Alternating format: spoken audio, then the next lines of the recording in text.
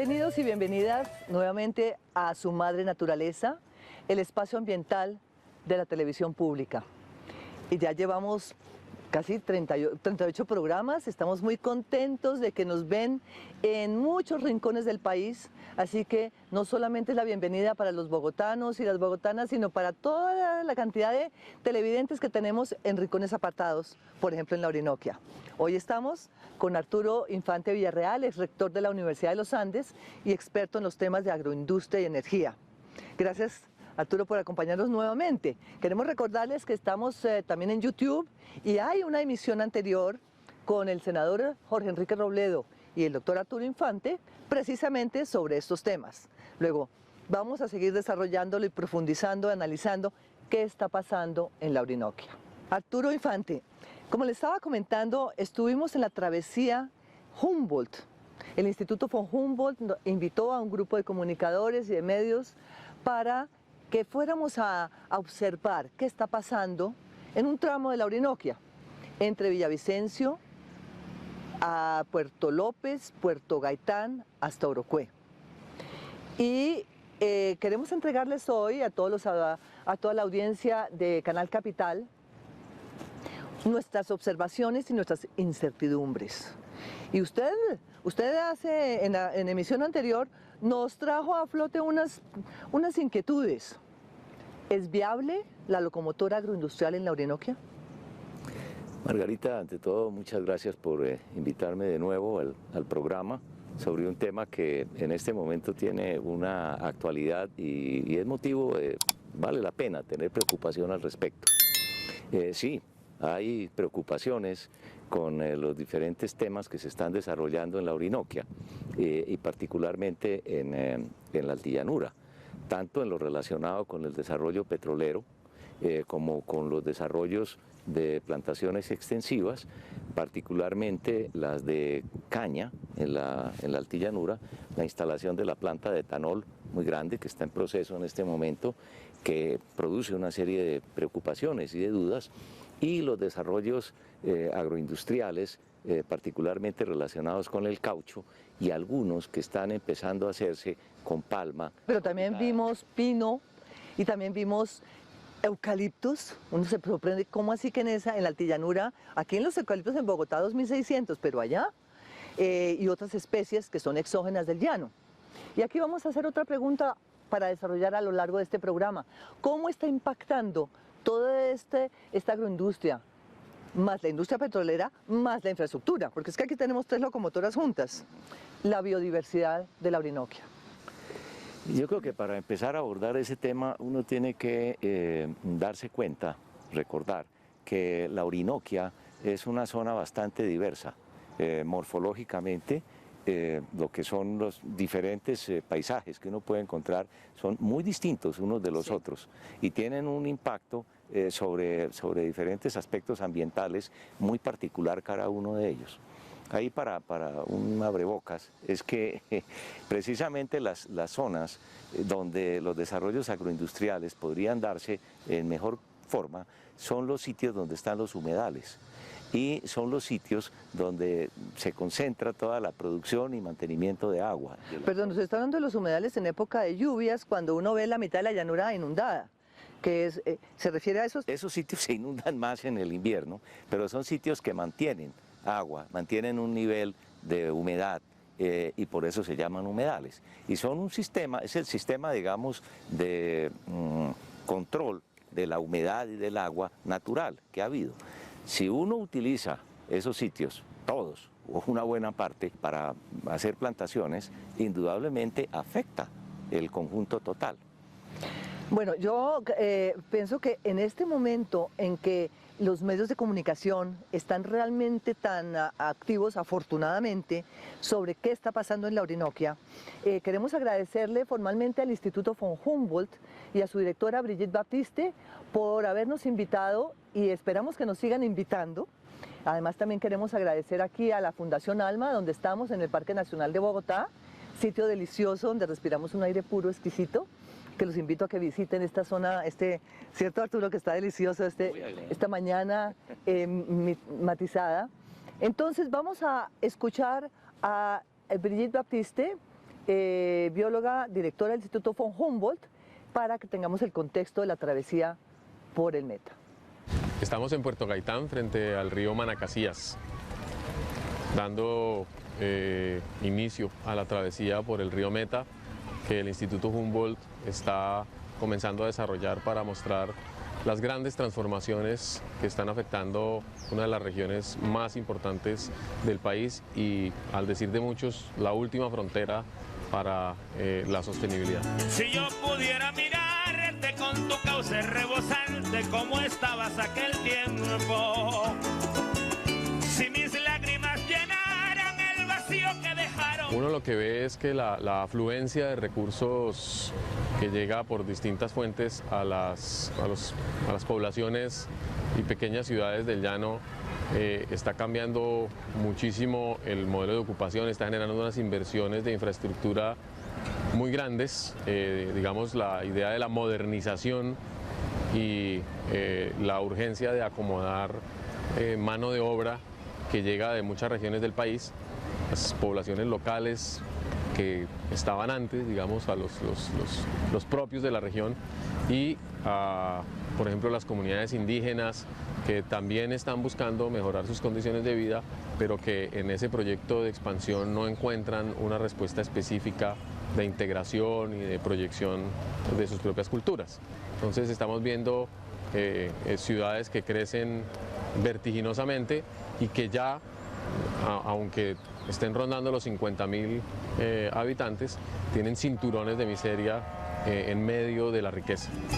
Donde mojaba mis manos con sus aguas cristalinas, hoy su lecho es un desierto, su silencio me lastima.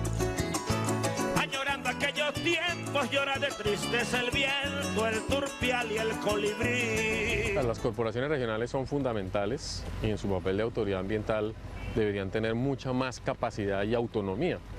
Entonces, la única solución es fortalecer las corporaciones a partir, bien sea de las reformas legales a las que haya lugar, pero también de transferencias de recursos, de capacitación, porque las corporaciones, uno creería que son muy fuertes financieramente o muy fuertes técnicamente por lo que están en una región que tiene una gran cantidad de recursos, pero no es cierto. Las corporaciones realmente, como Corporinoquia o Cormacarena o la Corporación de Desarrollo del Sur de la Amazonia en Guainía, tienen muy pocos recursos financieros para cumplir con su función y eso hace que sean muy débiles como autoridad. Entonces habría un llamado como más a la coordinación entre el gobierno municipal, las autoridades ambientales, los sectores, sobre todo por ejemplo la Agencia Nacional de Hidrocarburos, la ANLA, con la cual estamos trabajando activamente, para que lo que sucede en campo realmente sea lo mismo sobre lo cual estamos planeando en la ciudad.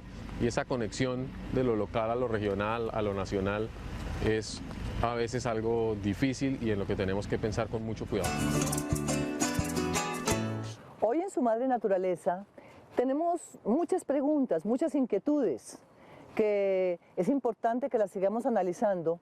Y una de esas, doctor Arturo Infante Villarreal, usted conocedor de la Orinoquia y de los temas de la agroindustria y la energía, estamos frente a un modelo de desarrollo del país donde se incluyen unas locomotoras. Estas locomotoras son trenes a gran velocidad y en especial el de la agroindustria, porque es que la sorpresa nuestra cuando fuimos a la travesía Humboldt por el río Meta y empezamos a ver este paisaje llanero, de un lado las vacas tradicionales en las haciendas, casi improductivas, y voltea uno la cara y ve estos cultivos, monocultivos extensivos, y uno dice, bueno, el uno estábamos en Colombia de los años 30 y el otro estamos en el Carolina del Norte del siglo XXI.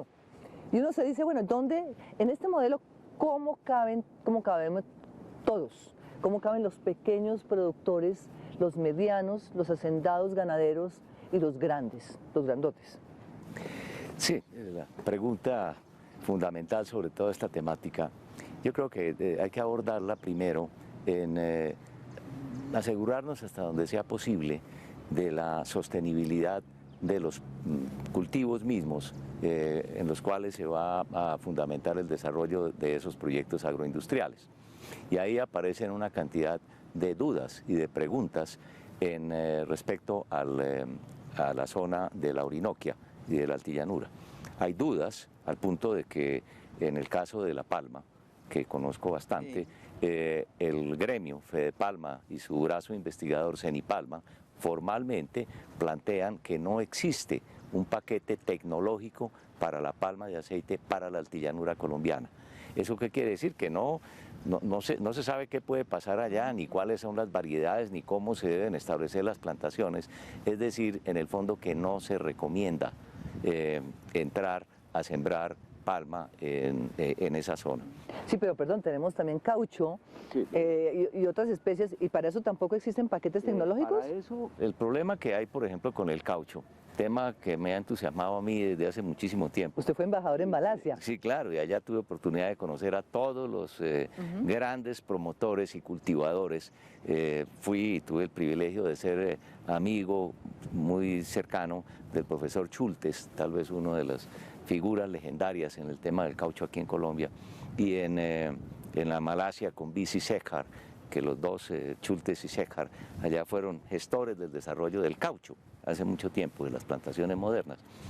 Sobre la situación del caucho, allá existe pues una experiencia muy larga. Aquí no, aquí hay algunos años, pero del cultivo extensivo, digamos, de que hablemos de plantaciones de 10.000 o 20.000 hectáreas o áreas cubiertas de 50.000 con caucho, no es claro qué puede pasar. Y ahí hay algunas preguntas que tienen que ver con una enfermedad que es el hongo americano, que existe. Del cual no se ha hablado. Yo no había oído hablar del hongo americano. Y que devastó las primeras plantaciones, varias de las plantaciones grandes que se trataron de establecer en los años 30 en América, en Panamá, en el Canal de Panamá, en Brasil. Las de Brasil son muy famosas, las dos de Forlandia y Belterra, y que fracasaron porque el hongo las destruyó. Vale la pena notar, Arturo, la diferencia de lo que fue las caucheras de la época de la Casa Arana, terrible, con aquella esclavitud de todas esas comunidades indígenas y ese genocidio, y el tipo de caucho que usaban en esa explotación a lo que se está haciendo ahora como especie. ¿Usted puede hacer una aclaración allí histórica? Sí, la situación es muy sencilla. En la época de Arana lo que hacían era utilizar y sangrar los árboles salvajes. En plena selva. En plena selva. Y cada árbol del caucho en la selva está muy disperso. Puede haber 5 kilómetros o varios kilómetros de distancia entre un árbol y el otro. Entre otras cosas se argumenta que eso es un mecanismo de defensa natural de la especie contra su enemigo, que es el hongo. Al no estar próximos, el hongo le queda más difícil atacar los árboles. Sin embargo, hay epidemias en la selva también. Entonces, lo que pasó con Arana fue la esclavitud de los indígenas para obligarlos a ir en medio de esa maraña de la selva a recolectar ese látex en condiciones terribles, pues tenía que movilizarse muchísimo. Claro, yo quisiera recordarle a los jóvenes y a las niñas que nos están escuchando que hay una novela muy importante en la literatura colombiana de José Eustacio Rivera que se llama La Vorágine. Y es importante que ustedes miren un poco esa literatura y esa historia de la época de las caucheras, que fue realmente espantosa, una época gris. Claro, tampoco es que eso también recuerda mucho de la época de los paramilitares en la Orinoquia, ¿no? Que no nos podemos olvidar lo terrible que ha sido también el de conflicto social y todo este tema de fosas comunes y de presencia paramilitar en la zona de la Orinoquia, en muchas de estas áreas de cultivo que estamos hablando. Perdóneme, pero sigamos entonces, porque esto tenemos que volver un poquito a la historia y volver a la realidad para entender qué es lo que está pasando. Sí, lo que sucedió es que se llevaron las semillas de acá, del caucho de Colombia, del Amazonas. Y de Brasil, pues que es donde hay Centroamérica, pero que se llevaron fue concretamente de la zona del río Tapajós en Brasil, río que desemboca en el Amazonas. Se la llevaron a Inglaterra. De allí las tuvieron en los jardines botánicos Kiev, y de allá se la llevaron al entonces Ceilán, hoy en día Sri Lanka, que era una colonia inglesa. Al sur de la India. Al sur de la India. Entonces allá no sabían qué hacer con el caucho realmente. Nadie tenía la idea de hacer plantaciones de caucho. Por ese entonces ya existían grandes plantaciones de café en Malasia. Malasia era el productor de café más importante que había.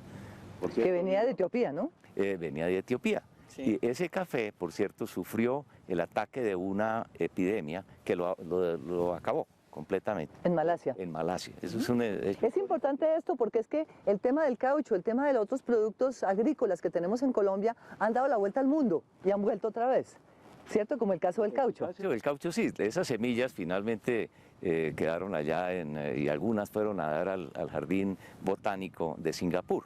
Y llegó un joven inglés, Ridley, quien le llamó la atención los árboles, 10 árboles o 9 que había sembrados ahí.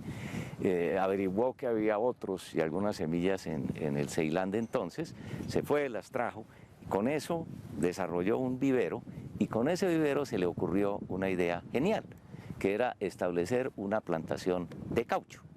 Y se llevó ese material para Malasia, no tan lejos al norte, en la zona de Malaca, y allá estableció la primera plantación de caucho del mundo. No recuerdo, eran 20 hectáreas o 15 hectáreas, era una cosa muy pequeña. Eso era una iniciativa de los ingleses. En la época de la colonización en el sureste asiático.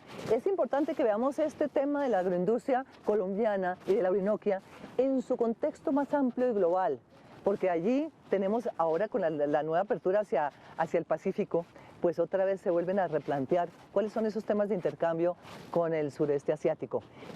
Vamos a una pausa y vamos a volver para seguir testimoniando a través de esa travesía maravillosa que hicimos con el Instituto von Humboldt, cómo es que vimos estas locomotoras de la agroindustria, del petróleo y de la infraestructura. Ya volvemos.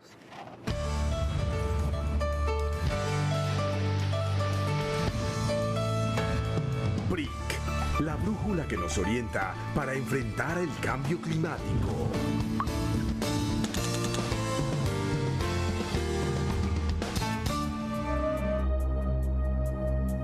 El efecto invernadero es un fenómeno natural que hace que la Tierra retenga parte de la energía solar que atraviesa la atmósfera.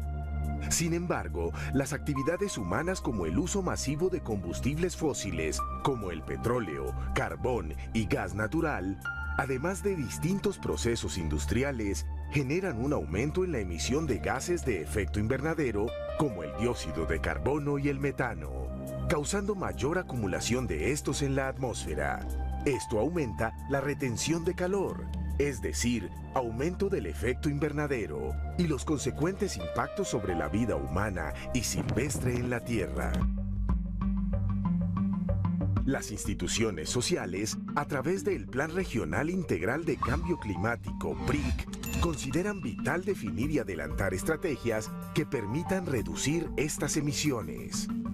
El BRIC ha establecido que la región capital, Bogotá, Cundinamarca, emite 22.963.000 toneladas de CO2 equivalentes por año, de las cuales Bogotá produce el 54% y Cundinamarca el 46% restantes. Las mayores emisiones GEI, gases efecto invernadero por sus siglas, las producen los vehículos públicos y privados, las actividades agropecuarias como el uso de fertilizantes, otros procesos agrícolas y ganaderos, así como el manejo de residuos, el consumo de energía eléctrica y los procesos industriales. La identificación de estos sectores prioritarios para la mitigación del GEI no es un juicio de responsabilidades, por el contrario, es una identificación de oportunidades sectoriales y territoriales de hacia dónde deben enfocarse ahora las políticas públicas y las acciones sectoriales, o sea privadas, de manera que avancemos en generar cambios positivos en nuestros hábitos de producción y consumo, que permitan reducir las emisiones de gases de efecto invernadero en la región capital, las cuales tienen un impacto sobre el clima, del cual dependen recursos tan importantes como la oferta de agua.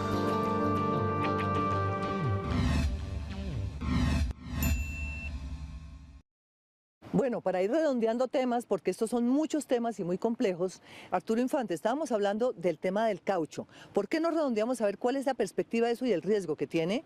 De manera que posteriormente vamos a escuchar a una compañera de viaje, Marilena Rosas, que nos va a comentar sobre el tema del petróleo. No, el resumen en el caso de la palma, del caucho, del arroz, de todos ese tipo de cultivos, es que hay un problema de tipo fitosanitario complejo que hay que tener en cuenta y que puede acabar con esos cultivos. En el caso del caucho, que se ha expandido muchísimo, la información y la experimentación sobre las condiciones nuestras, sí existe alguna, pero poca. Existe mucho más en el caso de la palma.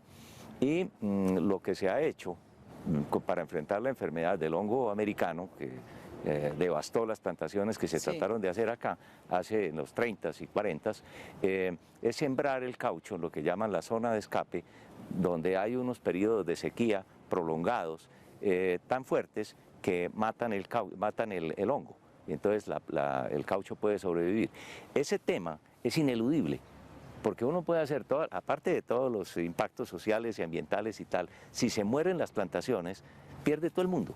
Estamos hablando de un riesgo que viene con una perspectiva histórica, el hongo americano del cual no se ha hablado. Así que pilas, ojalá que muchos de ustedes que nos están escuchando, cojan el Google y investiguen qué quiere decir esto. Vamos ahora a escuchar a Marilena, psicóloga social comunitaria de Acacias Meta, que nos da la visión de una persona, de una líder que está entendiendo lo que pasa con el petróleo. Un campesino del común dura muchísimos años para adecuar su finca, para decir acá va el cultivo de pan coger, acá va los pescados, acá va la marranera, acá esto es propio para los cítricos, y de la noche a la mañana no le dan tiempo y le dicen por acá va la línea del oleoducto, qué pena, pero tiene que pasar. Entonces les rompen ese sentido de pertenencia, ese arraigo hacia su finca, y eso es demasiado fuerte para las familias. Entonces nosotros empezamos a ir a esas reuniones y siempre las empresas nos decían, no, es que son proyectos del Estado y ya vienen con todos los requisitos de la nación y no hay nada que hacer, pero nosotros decíamos, como estando en una reunión de esas, una persona, un ángel, digo yo, ¿verdad? ¿Ustedes quieren defender el medio ambiente? Les vamos a regalar la normatividad ambiental con la que trabajan las petroleras. Qué sorpresa tan importante cuando encontramos los derechos constitucionales que tenemos los seres humanos, los colombianos, que nos dicen que toda persona tiene derecho a gozar de un ambiente sano y que también cada uno debemos proteger y cuidar los recursos naturales, y que si los vemos en riesgo, pues podemos acogernos a la precaución para que no se vayan a afectar. Entonces empieza uno y se va conociendo poco a poco, y dicen, una persona leyendo, dicen, ¿y ustedes por qué no se convierten en terceros intervinientes? ¿Y eso qué es? Pues tercer interviniente es que entra uno a ser parte del diálogo entre la empresa que tiene el título y la autoridad ambiental. Entonces, si ya a la comunidad le parece que está afectando, que está atentando contra la vida, contra los recursos naturales, entonces pues uno también argumenta desde la Constitución, porque los colombianos no tenemos, lo único que tenemos es la Constitución Nacional, nada más, para podernos defender de esa minería y de esas hidroeléctricas y de todos esos megaproyectos de las locomotoras. Entonces se encuentra un tercero interviniente, pero bueno, ¿qué hacen dos personas o tres luchando solitas? No pueden hacer nada. Entonces, una audiencia pública ambiental, en donde toda la comunidad de una región o un municipio, vereda, pues se acogen y le solicitan a la Autoridad Nacional Ambiental que quieren una audiencia pública ambiental, que lo ordena la Ley 99 del 93 en su artículo 69, es un derecho que nos da esa ley. Pedimos la audiencia pública ambiental y la Autoridad Nacional Ambiental nos la concede. Nos concedieron la audiencia pública ambiental y efectivamente la Autoridad Nacional Ambiental nos escuchó y nos excluyó todas las veredas de la parte del Piedemonte Llanero que estaban involucradas en ese proyecto, 23 veredas del solo municipio de Acacias, porque este proyecto cogía Acacias, Guamal, San Martín y Cubarral. Entonces, por el derecho que solicitamos los acacireños, pues todo el derecho a la igualdad, los demás proyectos también los cobijó esa audiencia pública ambiental. Entonces, para nosotros fue demasiado importante saber que sí tenemos herramientas, pero que las desconocemos. Al realizar la sísmica, que es la primera etapa que tiene la actividad petrolera, ellos realizan perforaciones entre 12.8 metros de profundidad. Cada 100 metros o cada 80 metros le aplican 7 kilos 200 gramos de sismigel en otros 3.600 kilos de de disismigel, que es un explosivo que detona en esas profundidades, porque eso lo sellan, le aplican y lo hacen detonar a esas profundidades. Entonces eso trae como consecuencias la inestabilidad de los suelos, la profundización de las aguas y el cuarteamiento de la tierra. Caso específico en Acacías, vereda San Pablo. Un mes después de la sísmica se cuarteó la tierra de entre 80 de profundidad, 60, 40 y 30, iba relativamente, y de ancho 40 centímetros. Al año completico se fue el deslizamiento, 5 hectáreas de deslizamiento, porque como esta montaña es de recarga hídrica y llueve demasiado, porque la altillanura llueve más o menos, en el caso de Acacías, más o menos entre 5.500 a 6.000 milímetros de agua anual, que es muchísima agua la que cae. Entonces, si se abre la tierra, pues lógico que el agua se va infiltrando, y además como está en zona de alta sismicidad, deslizamientos en masa y esta información, pues todo lo uno con lo otro ayuda. Y al año ya las comunidades se dañaron acueductos, se vinieron una cantidad de deslizamientos, pero una cosa impresionante, se dañaron las bocatomas del acueducto. Entonces eso es algo terrible, la sísmica deja consecuencias terribles. ¿Por qué las deja en la altillanura? O sea, en esta parte del piedemonte llanero, porque el piedemonte llanero es un ecosistema muy diferente a todos, precisamente por esa vulnerabilidad que tiene la cordillera, por ser joven y tener todas esas cadenas de fallas. Entonces, si hacen una sísmica en el Magdalena, posiblemente allá no pasa nada, porque son las capas tectónicas o las capas de la tierra ya que se han formado durante miles de años, entonces ya están compactas. Pero en la altillanura, o sea, aquí en el piedemonte llanero, todo el piedemonte llanero no, porque está en formación y todo lo que uno ve como esas montañas que las ve así, ellas no son estables, ellas continuamente están sufriendo sus movimientos, o sea que no son rocas permeables, sino que se están moviendo, se están ajustando, se están acomodando, entonces por eso es peligroso. En unos casos hacen sísmica y a veces requieren de los pozos estratigráficos.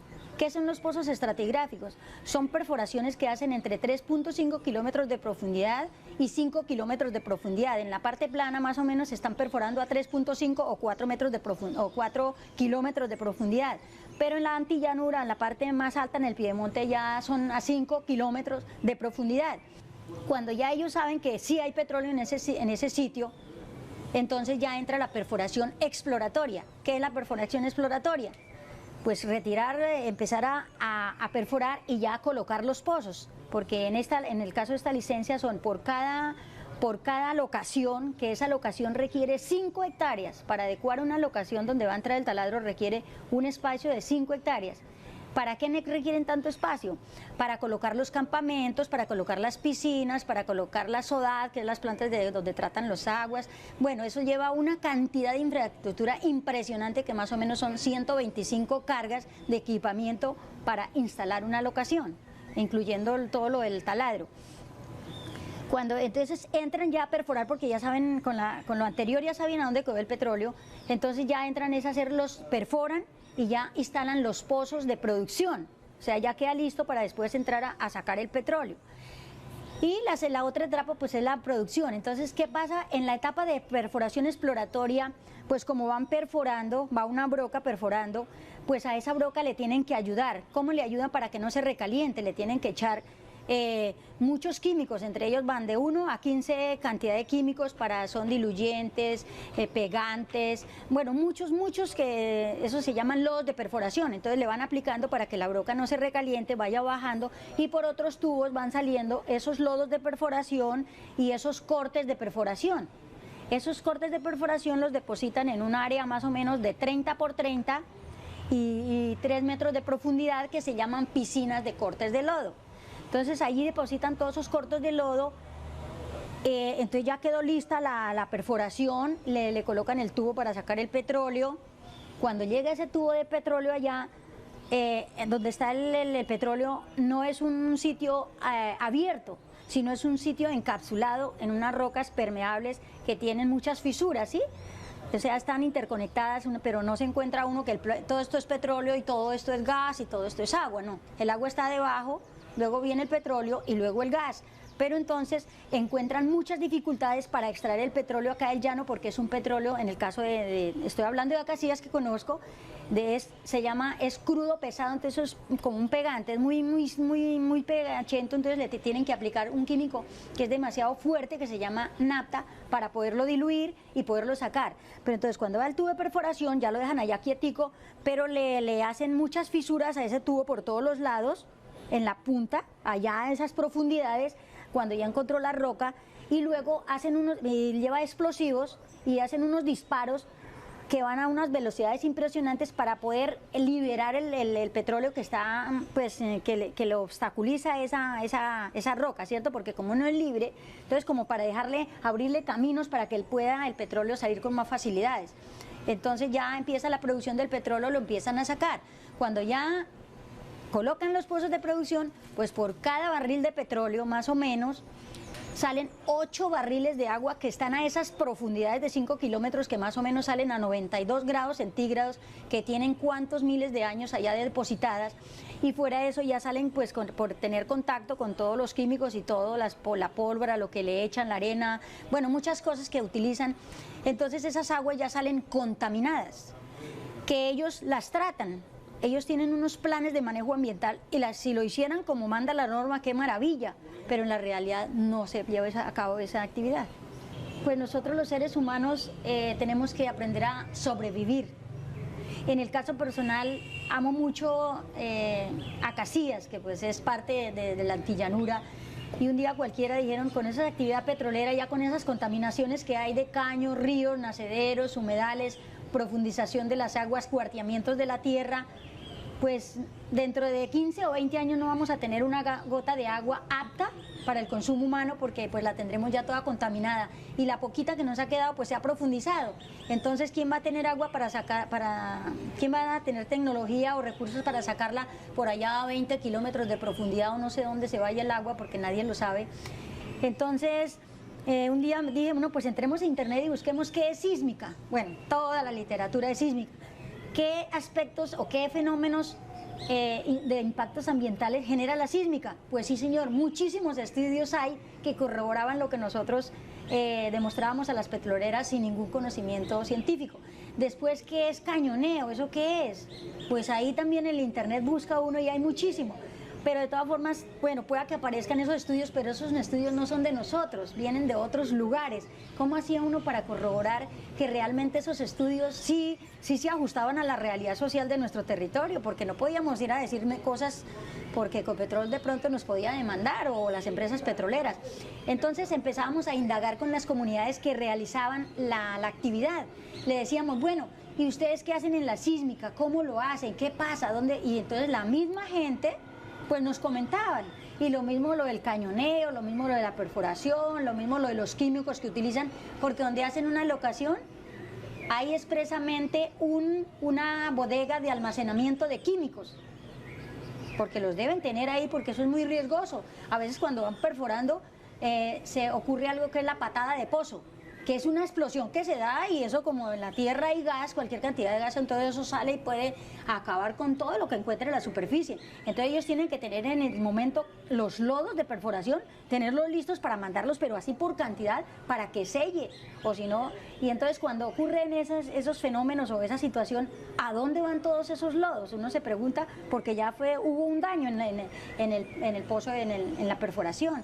Entonces, sí, gracias a Dios y a la tecnología y a los conocimientos empíricos. Por eso yo siempre les digo a las empresas petroleras, por favor, no hagan esos estudios de impacto ambiental desde escritorio, no, háganlos, penétrense de comunidad, porque ellos traen los conocimientos científicos que son muy valiosos, demasiado, pero la gente de la región sí sabe que el río tiene este comportamiento, que en invierno se comporta así, en verano se comporta así, cuáles son sus zonas de inundación, dónde hay caños, qué afecta, qué no afecta, y con los conocimientos que trae el profesional, pues se harían unos estudios de impacto ambiental supremamente benéficos para la población y para las empresas, pero eso no se da. Es muy doloroso la vida del campesino, que cambió su sombrero por un casco y sus cotizas por botas. De los llanos orientales, que eran la despensa de Colombia en alimentos, carne y toda clase de alimentos agropecuarios, frutas, verduras, arroz, carne, leche,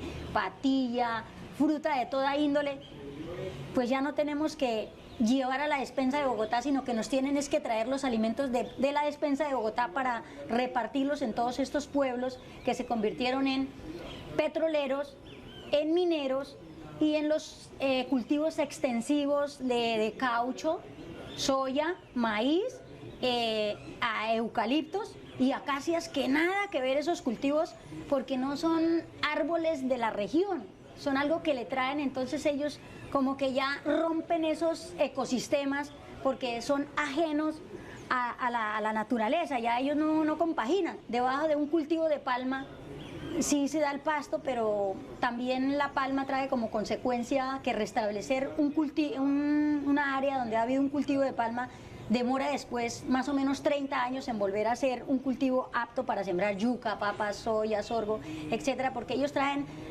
consigo chupar mucha agua, o sea que absorben demasiada agua. Entonces esa es la situación de la antillanura, muy preocupante, demasiado preocupante, porque Colombia era casi creo que el cuarto país en el mundo entero en diversidad, en ecosistemas, en recurso hídrico, y ahora no sé si se hace un inventario en qué puesto estaremos. Estábamos hablando aquí de 3 locomotoras, la agroindustrial, la de hidrocarburos y la de infraestructura. Definitivamente la pavimentada, Arturo, que nos lleva desde Bogotá, Villavicencio, Puerto López, Puerto Gaitán, uno se dice, bueno, este es el eje articulador de lo uno y de lo otro. Además, lo más sorprendente es un oleoducto sobre ruedas. No vimos sino camiones y tractomulas pasando. Dígame usted cómo ve esto en términos ambientales, cómo nos imaginamos el impacto que está creando esto, sobre todo en esas ciudades del petróleo, en esas nuevas ciudades del petróleo.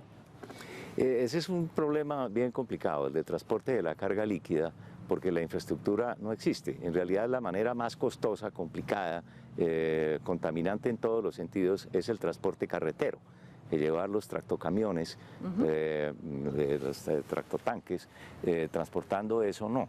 Se argumenta y se están construyendo algunos oleoductos para poder mover ese crudo, que es difícil de mover precisamente porque es muy pesado, es de mala calidad. Inclusive para poder sacar alguno de ese crudo tuvieron que construir un oleoducto para llevar nafta desde Barranca al llano, mezclar con el... Para diluirlo. Para diluirlo y poderlo bombear, porque tal como está, no lo pueden, las bombas no alcanzan a impulsar. Por lo pesado que es ese crudo. Entonces tienen que llevar la nafta y devolverlo. Uno se pregunta cómo será este negocio de los transportadores, porque cómo está articulado el negocio de los transportadores con el negocio de los petroleros y de los agroindustriales. Porque uno se dice, entre los peajes que hay que pagar, entre la cantidad de camiones que hay y el kilometraje que tienen que hacer desde Pacific Rural, desde allá, desde los campos hasta la costa. Uno dice, son mil kilómetros en una fila.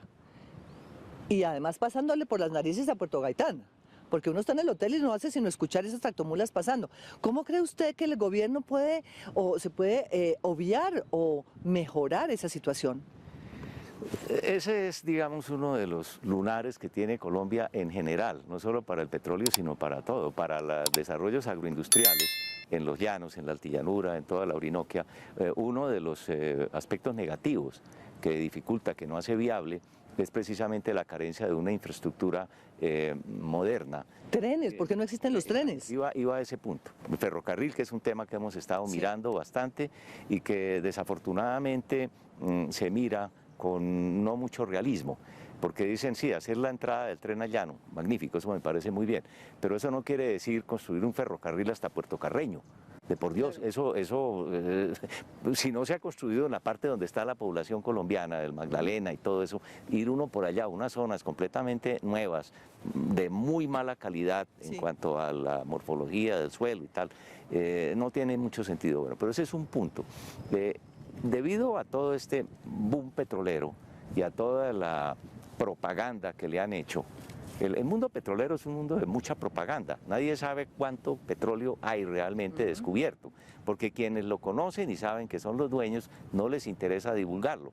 Entre otras curiosidades, para no pagar los impuestos, porque si dice, descubrí tantos miles de millones de barriles, inmediatamente tiene que declarar eso. Entonces dice que descubrió menos y después que va descubriendo, eso ha sido tradicional. Bueno, pero a todo esto, Arturo, hay algo muy preocupante, lo cual tampoco hemos todavía tocado. Vamos a tocar hoy en la superficie muchos temas para dejarles las grandes inquietudes y los seguiremos analizando en otros programas. El tema social, el tema de los campesinos, el tema de los resguardos indígenas.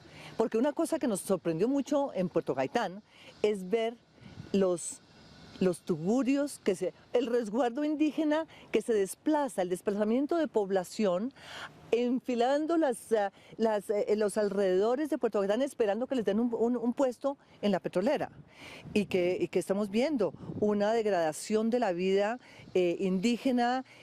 Muchos también son gente que viene de otras partes del país.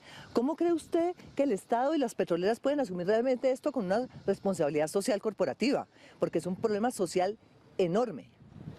Pues habría que construir algo durante el periodo transitorio en el cual se desarrolla la actividad petrolera. La actividad petrolera no es para siempre, porque los hallazgos de los pozos son finitos. Se descubre una cantidad de barriles de petróleo y una vez que se sacan, pues se acabó y no hay nada más que hacer, y eso pasa. Debido al alto precio que ha tenido el petróleo, campos petroleros que se habían abandonado en la parte central del país, en el Barranca, por ahí toda esa zona, se volvieron a activar por los precios. Si llegan a bajar, todo esto desaparece. Y hay otra cosa, el cambio climático. ¿Qué pasa cuando haya una nueva oleada de la Niña o del Niño y que se cambien además el sistema de precipitación para todo este paisaje de agroindustria? Porque es que aquí tenemos mezclados tres paisajes: paisaje de agroindustria, petróleo y carreteras. Trochas del llano, como siempre, más unas pavimentadas con unos peajes elegantísimos. Entonces, miremos, antes de cerrar este programa y con el agradecimiento a Arturo Infante de que usted nos traiga ese conocimiento de la parte histórica de su relación con el Asia, y antes de ir a una pausa, cuéntenos usted cómo podríamos mirar si se está contemplando el tema del cambio climático en estas tres frentes de auge. Hay un aspecto del cambio climático que es una realidad que ya está pasando, que no es culpa de Colombia, pues es un efecto mundial que viene global. Es la reducción en la radiación solar, particularmente en la radiación de tipo fotosintético, que es el tipo de rayos que requieren las plantas para producir clorofila, para estar fuertes, para vivir realmente, sí. Y plantas como son el caucho o como son la palma y la caña requieren un gran vigor, porque producen imagínense un árbol de caucho sangrando ese látex, o una planta de palma produciendo el fruto. Eso es una cantidad enorme de energía que está transformándose ahí. Resulta que ese nivel de radiación fotosintéticamente activa ha venido disminuyendo, pero no lo ha hecho de una manera uniforme. Medirlo y saber en dónde se está produciendo esa disminución ha llevado a que se empiecen a establecer algunas correlaciones entre el desarrollo de las enfermedades. Esto se ha hecho en torno a la palma de aceite y a una enfermedad que es la que se ha hecho la correlación preliminar todavía, que es la pudrición del cogollo, en donde se ha disminuido ese tipo de radiación, ha aumentado la enfermedad. Y sobre eso hay estudios. Sí, pero a eso no le para bolas a nadie.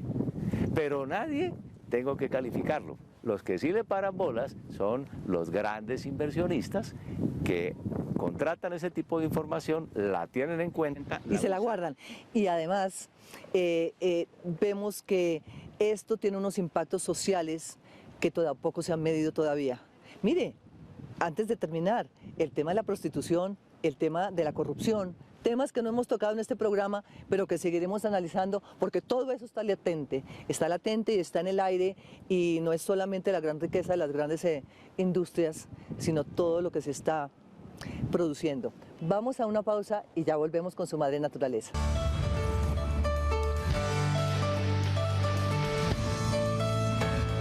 BRIC, la brújula que nos orienta para enfrentar el cambio climático.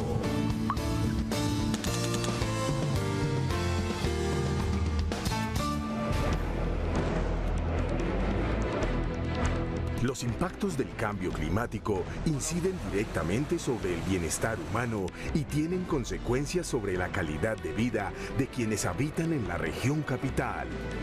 Ese nivel de bienestar, en gran medida, depende de un complejo sistema de factores que se dan sobre Bogotá y Cundinamarca, territorio donde ya ocurren transformaciones climáticas. La forma como ocupamos y transformamos este territorio tiene un impacto directo en la atmósfera por la emisión de gases contaminantes que contribuyen a aumentar el efecto invernadero a nivel global, al aumentar la cantidad de calor que es retenido en la Tierra, con lo que se afecta la temperatura, la precipitación y otras variables climáticas. En toda la región, el clima es fundamental para regular la oferta hídrica, ya que la lluvia es la principal fuente de agua. Nuestros ecosistemas de páramos, bosques de niebla y ribereños, humedales y lagunas permiten que esté disponible para nuestro uso y consumo. Por eso, el mantenimiento de una buena cantidad y calidad de diversidad biológica nos permite mejorar nuestra capacidad de respuesta ante la ocurrencia de fenómenos climáticos extremos como lluvias torrenciales, que causan deslizamientos e inundaciones, sequías, heladas, vendavales o granizadas. Una ladera con sus bosques nativos en buen estado es más resistente de permitir deslizamientos por lluvia. Asimismo, humedales en buen estado regulan las crecientes de los ríos, sin necesidad de recurrir a jarillones cada vez más altos. Así, el Plan Regional Integral de Cambio Climático, PRIC, hace énfasis en que el territorio nos ofrece enormes oportunidades por los servicios ecosistémicos que nos brinda, pero también nos impone restricciones que deben ser conocidas, entendidas y respetadas. Patrones de uso y ocupación que favorezcan el desarrollo bajo en carbono y mantengan la biodiversidad permitirán disfrutar de servicios ecosistémicos en mejor calidad y cantidad, como el agua, la belleza escénica, los polinizadores y controladores de plagas naturales, entre muchos otros. Por el contrario, un crecimiento desordenado, no planificado, que deteriore severamente los ecosistemas existentes, nos hará más vulnerables a los impactos del cambio climático.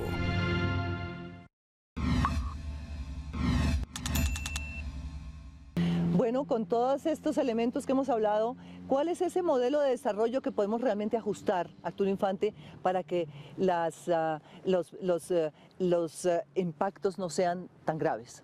Yo creo que ayuda mucho algunos esfuerzos que se han hecho, como el que hizo la Agencia Nacional de Hidrocarburos en el año 2009, en que nos reunimos una cantidad de personas, expertos en diferentes campos en Puerto Carreño, a ver qué fue lo que, para entender qué pasó allá y ver qué se podía extrapolar en la zona de la altillanura con el desarrollo del petróleo, particularmente era la preocupación, qué de lo que pasó en Puerto Carreño con el boom de la droga y que destruyó las comunidades indígenas, fue una de las cosas que terminó destruyéndolas, inclusive incluyendo una cosa muy dramática, acabó hasta con la capacidad de entrar en la prostitución de las mujeres indígenas, porque llegaron las otras de Europa y de todas. Y las desplazaron.